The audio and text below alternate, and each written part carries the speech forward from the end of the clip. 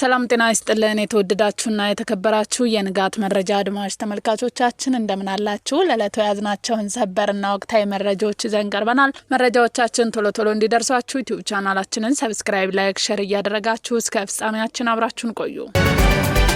ህወሓት ወደ አፋር ሽማግሌዎች ላከ። ቢሮው ቁጣውን ገለጸ።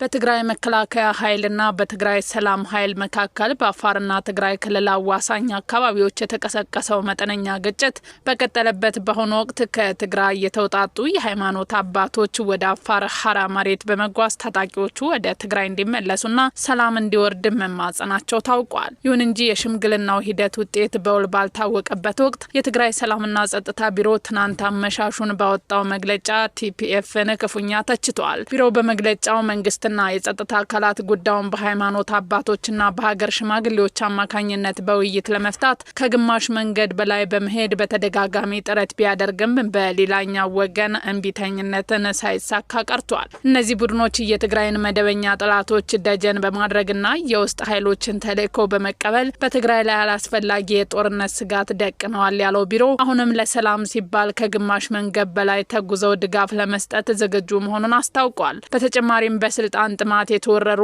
ጥቂት የቀድሞ የፖለቲካ የጦር መሪዎች ሰራዊቱን ለግል ጥቅማቸውና ለትርጉም አልባ መስዋዕትነት እየዳረጉን ነው ሲል የከሰሰው መግለጫው የከዳተኞች ኃይሎችን የስልጣን ጥማት ለማርካት የሚከፈለው መስዋዕትነት ይብቃል ብሏል። በቤኒሻንጉል ጉሙዝ ክልልና በሱዳን ብሉ ናይል ግዛት አዋሳኝ አካባቢዎች ከባድ ጦርነት ተቀስቅሷል። የሱዳን ፈጥኖ ደራሽ ኃይልና የሱዳን ህዝባዊ ነጻነት ንቅናቄ ሰሜን ጥምር ጦር በሱዳን ጦር ላይ ጥቃት በመሰንዘር ኩርሙክና ዴም መንሱር የተባሉ አዋሳኝ የድንበር ከተሞችን መቆጣጠራቸው ተነግሯል። የሱዳን መንግስት በኢትዮጵያ ላይ ያቀረበው ክስ ግጭቱን ይበልጥ አሳሳቢ አድርጎታል። አንድ ስማቸው ያልተጠቀሰ የሱዳን ከፍተኛ ባለስልጣን ለሱዳን ትሪቢዩን እንደገለጹት አማጽያኑ ጥቃቱን የሰነዘሩት ከኢትዮጵያ ግዛት ተነስተው ነው ብለዋል። ባለስልጣኑ አክለውም ለጥቃቱ ድጋፍ የሰጡ ድሮኖች የተነሱት በቤኒሻንጉል ጉሙዝ ውስጥ ከሚገኙትና በተባበሩት አረብ ኤሚሬቶች እንደሚመራ ከሚነገረው ወታደራዊ ጣቢያ ነው ሲሉም ገልጸዋል። ድርጊቱን በኢትዮጵያና በዩኤኢ የሚደረግ የውጭ ወረራ ሲል ፈርጀውታል።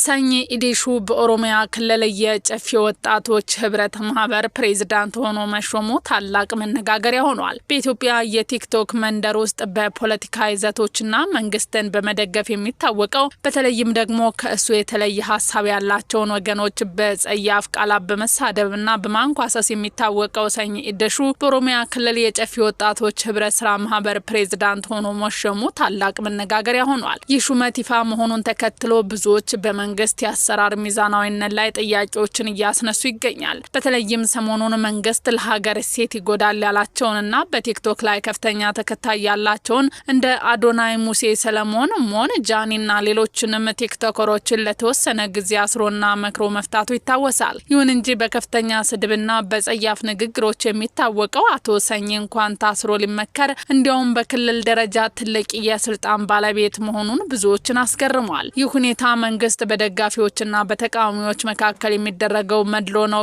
የሚል ከፍተኛ ትችት እያስከተለ ይገኛል። ይህ አጋጣሚ በመንግስት ዘንድ እውነተኛ ተጠያቂነትና ሚዛናዊነት የለም የሚሉ ድምጾች እንዲበራከቱ ምክንያት ሆኗል። ለአንዳንዱ ስርና ምክር፣ ለሌላው ደግሞ ስልጣን ሹመት የሚለው አካሄድ በህዝብ ዘንድ ጥርጣሬ የፈጠረ ሲሆን ማህበራዊ ሚዲያውንም እያሟሟቀው ይገኛል። እናንተ በዚህ ጉዳይ ላይ ምን ትላላችሁ? መንግስት በቲክቶከሮች ላይ እየወሰደ ያለው እርምጃ ይህ ሹመት ነው ያሳያል?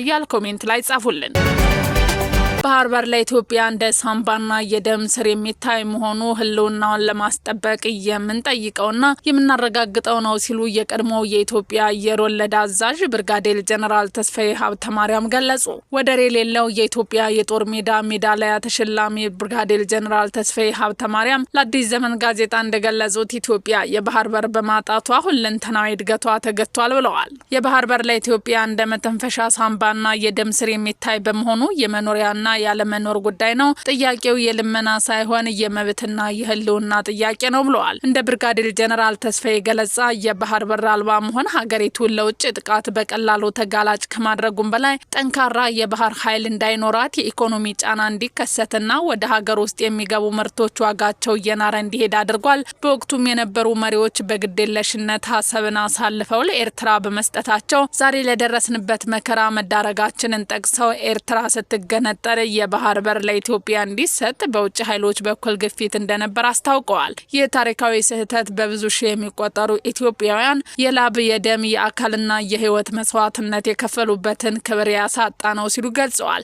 የባህር በር ለማግኘት በመንግስት በኩል የሚደረጉ የዲፕሎማሲ ጥረቶች የሚደግፉ በመሆኑ የእኛን መብት ሊያስከብርልን ማንም ከውጭ ስለማይመጣ ኢትዮጵያውያን ለዚህ ታላቅ ሀገራዊ አጀንዳ ከመንግስት ጎን ልንቆምና ልንሰለፍ ይገባል ብለዋል። በጋምቤላ ክልል አዲስ የስራ ሰዓት ተወሰነ። የጋምቤላ ክልል መስተዳደር ምክር ቤት በክልሉ እየታየ ያለውን ከፍተኛ የሙቀት መጠን ተከትሎ ከመጪው ሰኞ የካቲት 2 ቀን 2018 ዓ.ም ጀምሮ ለሚቀጥሉ 3 ወራት የሚቆይ የስራ ሰዓት ለውጥ ማድረጉን አስታውቋል። የክልሉ ርዕሰ መስተዳደር ጽህፈት ቤት ኃላፊ አቶ ኦቶ አውኮቶ እንደገለጹት ወቅቱ የሙቀት መጨመርን ለስራ ምቹ ባለመሆኑ ሰራተኛው ስራውን በብቃት ማከናወን እንዲችል ይህ ማሻሻያ ተደርጓል።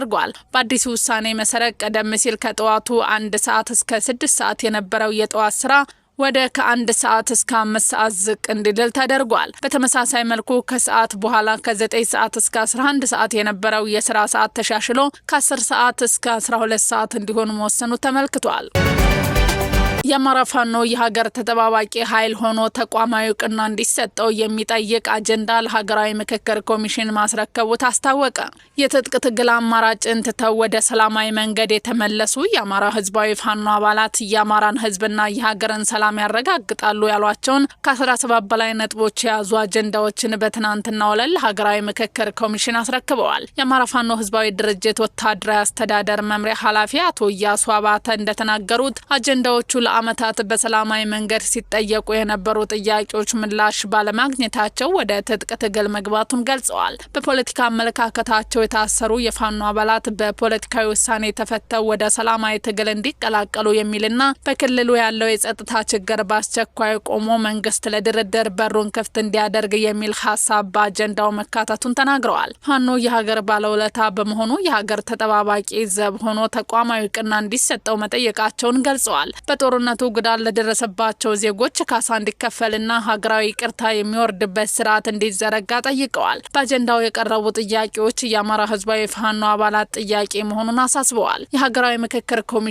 ዋና ኮሚሽነር ፕሮፌሰር መስፍን አርአያ በአጀንዳው ርክክብ ዕለት እንደተናገሩት አጀንዳዎቹ በታላቅ አክብሮትና ኃላፊነት መረከባቸውን ገልጸዋል። ነጥቦቹ በሀገሪቱ ዘላቂ ሰላም ለማምጣትና በዜጎች መካከል መተማመንን ለመፍጠር ፋይዳቸው የጎላ መሆኑን ተናግረዋል። ኮሚሽኑ አጀንዳዎቹን እንደየባህሪያቸው በመለየት በአጭር በመካከለኛና በረጅም ጊዜ ውስጥ ተግባራዊ እንዲሆን ከሚመለከታቸው አካላት ጋር በቅንጅት እንደሚሰራ ጠቁመዋል። የአማራ ፋኖ የጠየቀው እውቅና በህግ የታወቀ መዋቅር እንዲኖረው፣ የበጀትና የትጥቅ ድጋፍ እንዲደረግለት እንዲሁም አባላቱ በጦርነት ላይ ጉዳት ቢደርስባቸው እንደ ማንኛውም ወታደር የመንግስት ዋስትናና ካሳ እንዲያገኙ የሚያደርግ አሰራር እንደሆነ የአማራ ፋኖ ህዝባዊ ድርጅት ወይም አፋሕድ ወታደራዊ አስተዳደር መምሪያ ኃላፊ አቶ እያሱ ለአሐዱ ተናግረዋል። የኔታንያሁ ድንገተኛ ማስጠንቀቂያና የቢሊዮን ዶላር የጋዛ ሚስጥር። የእስራኤል ጠቅላይ ሚኒስትር ቤንያሚን ኔታንያሁ ከታሪካዊቷ የግብጽ ምድር የሚሰማው የጦር መሳሪያ ድምጽና እየተገነባ ያለው ግዙፍ ወታደራዊ ኃይል እንዳሳሰባቸው በይፋ ተናገሩ።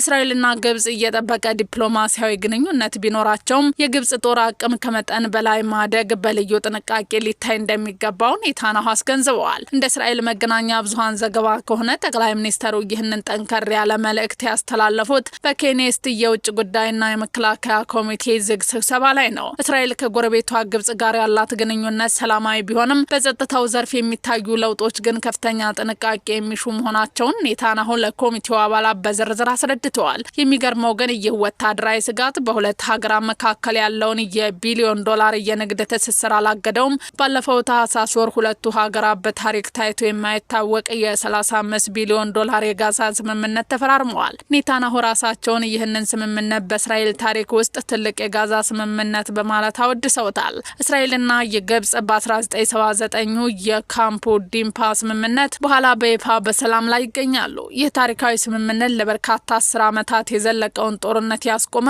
እስራኤል ከሲናይ ምድር እንድትወጣ ያደረገና በድንበር አካባቢ ከጦርነት ነጻ የሆነ ቀጣና የፈጠረ ነበር። አሁን ግን ይህ የቆየ ሰላም በግብጽ ወታደራዊ ግዝፈት ሳቢያ አዲስ ጥያቄ ውስጥ የገባ ይመስላል። አድማጭ ተመልካቾቻችን መረጃዎቻችን እነዚህን ይመስሉ ነበር። አብራችሁን ስለነበራችሁ ከልብ እናመሰግናለን። መልካም ቀን።